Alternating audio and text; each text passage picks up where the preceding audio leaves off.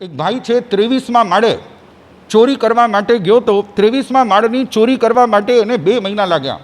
2 વર્ષ પહેલાં નક્કી કર્યું કે આ લોકો બહારગામ ક્યારે જાય છે। ખબર પડી ગઈ કે વેકેશનમાં બહારગામ જાય છે, જરાક વેકેશન પડે એટલે આ લોકો બહારગામ જતા રહે છે।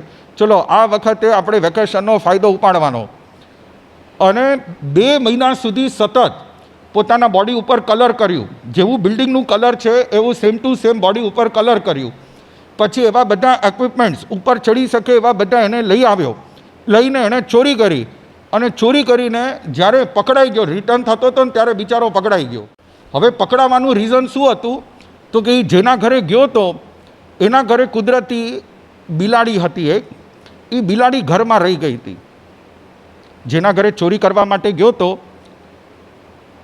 એના ઘરમાં બિલાડી હતી, બિલાડી ઘરમાં જ રહી ગઈ હતી ને એ લોકો બહારગામ નીકળી ગયા હતા। બિલાડી માટે ખાવાનું પીવાનું થોડુંક રાખી દીધું હતું, અને અચાનક પેલો ગયો એટલે બિલાડી જોરથી બૂમાબૂમ કરી મૂકી।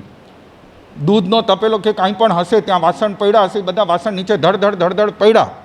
એટલે તરત જ સિક્યુરિટી બહાર બેઠો તો સિક્યુરિટી અંદર આવ્યો। જેવો સિક્યુરિટી અંદર આવ્યો એટલે એણે જોયું કે બિલાડી ત્યાં રફડા રફડા કંઈક કાંઈક તો થયું છે। બાથરૂમની અંદર જોયું તો પેલો માણસ હતો, માણસને સીધો પકડી લીધો તરત જ, અને મોટી બિલ્ડિંગ હોય ત્યાં તો મેન્ટેનન્સ તો બધું સારું હોય, તરત જ અલાર્મ વગાડી દીધો, બધા ઉપર આવી ગયા, એને પકડી લીધો અને કોર્ટની અંદર એને પેશ કરવામાં આવ્યો। કોર્ટની અંદર એને પૂછવામાં આવ્યું કે ભાઈ તું કોના કારણે પકડાનો, કોના કારણે પકડાનો? ये फंस गया सीएम। બિલાડીના કારણે। कैसे कैसे लोग रहते हैं यार यहाँ पर। ચોરી કરવાના કારણે પકડાનો કે બિલાડીના કારણે પકડાનો? ચોરી કરવા બિલાડીના કારણે પकड़ानो। क्या दिमाग चल रहा है तुम लोग का?